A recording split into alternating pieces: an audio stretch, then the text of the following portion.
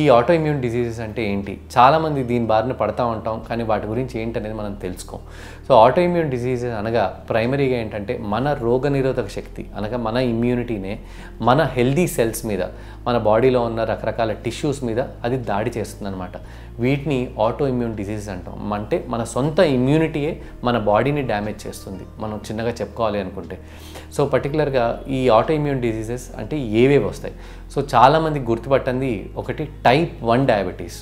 ఇది చాలామందికి తెలియదు. మన అందరం బాధపడుతుంది, ఎక్కువ వరకు డయాబెటీస్ గురించి మాట్లాడుకుంటాం, కానీ దీంట్లో టైప్ 1 డయాబెటీస్ అని కూడా ఉంటుంది. ఈ టైప్ 1 డయాబెటీస్ అంటే పర్టికులర్గా చిన్నపిల్లల్లో ఉంటుందన్నమాట. వీళ్ళల్లో యాంటీ ఐలెట్ సెల్ యాంటీబాడీస్ అని ఉంటాయి. సో మనకి ఎక్కడి నుంచి అయితే ఇన్సులిన్ ప్రొడ్యూస్ అవుతుందో ఆ ఇన్సులిన్ ప్రొడ్యూస్ చేసే సెల్స్ మీద ఈ యాంటీబాడీస్ దాడి చేసి వాటిని పూర్తిగా నిర్వీర్యపరిచి చిన్నపిల్లల్లోనే ఈ టైప్ 1 డయాబెటీస్ అనేది వస్తుంది అనమాట. అంటే వీళ్ళు యాజ్ యంగ్ యాజ్ 8 సంవత్సరాలు 10 సంవత్సరాలకే వీళ్ళలో టైప్ 1 డయాబెటీస్ ఉందని మనం గుర్తిస్తాం. సో పర్టికులర్గా దీనికి సంబంధించి మనం ఏంటంటే మందులు తీసుకోవాలి. దీన్ని నిర్ధారించడానికి కొన్ని రకమైన టెస్టులు ఉంటాయి. ఆర్ఏ ఫ్యాక్టర్ అని, లేదంటే యాంటీ-సిసిపి యాంటీబాడీస్ అని. ఈ యాంటీబాడీస్ అన్నీ పాజిటివ్ ఉన్నా లేదంటే అప్పుడప్పుడు క్లినికల్ డయాగ్నోసిస్ ద్వారానే దీనికి సంబంధించిన సెపరేట్ రకమైన మందులు ఉంటాయి. సో మీరు దగ్గరలో ఉన్న జనరల్ ఫిజిషియన్ కానీ లేదంటే రుమటాలజీ డాక్టర్ని కానీ కన్సల్ట్ చేస్తే రుమటాయిడ్ ఆర్థరైటిస్ ఉందా, మరి ఇంకొక రకమైన ఆర్థరైటిస్లు ఉన్నాయా అని చెప్పి గుర్తించి దానికి తగు విధంగా మందులు ఇస్తారు. మనం మోస్ట్ కామన్గా చూస్తే థైరాయిడ్ గురించి మాట్లాడుకుంటూ ఉంటాం. అందరికీ నాకు థైరాయిడ్ వచ్చింది అంటాం. థైరాయిడ్ అంటే ఏంటి? బేసికలీ థైరాయిడ్ అనేది అందరికీ గ్రంథి అండి, ఈ భాగంలో ఉంటుంది.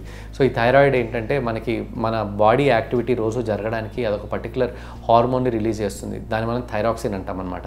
అయితే దీంట్లో కూడా ఆటో ఇమ్యూన్ డిసీజ్, పర్టికులర్గా గ్రేవ్స్ డిసీజ్ కానీ హషిమోటోస్ కానీ ఇట్లా వీటి వల్ల యాంటీబాడీస్ ఏవైతే ఉంటాయో, అంటే మన రోగనిరోధక శక్తికి సంబంధించిన కొన్ని కణాలు థైరాయిడ్ మీద అటాక్ చేయడం ద్వారా ఆటోమేటిక్గా మనకి థైరాయిడ్ హార్మోన్ సరిగ్గా ప్రొడ్యూస్ అవ్వదన్నమాట బాడీలో.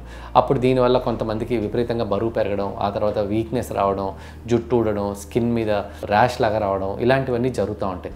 దీనికి సరిగ్గా ట్రీట్మెంట్ ఇచ్చేవాళ్ళు ఎవరున్నారు? ప్రైమరీగా మనం దీన్ని దగ్గరలో ఉన్న జనరల్ ఫిజిషియన్కి చూపించవచ్చు, దగ్గరలో ఉన్న రుమటాలజీ డాక్టర్ కోసం వెతకచ్చు, కీళ్ళ నొప్పులకి సంబంధించి అప్పుడు మనం ఆర్థోపెడిషియన్ అంటే బొక్కల డాక్టర్ వీళ్ళకి కూడా చూపించవచ్చు.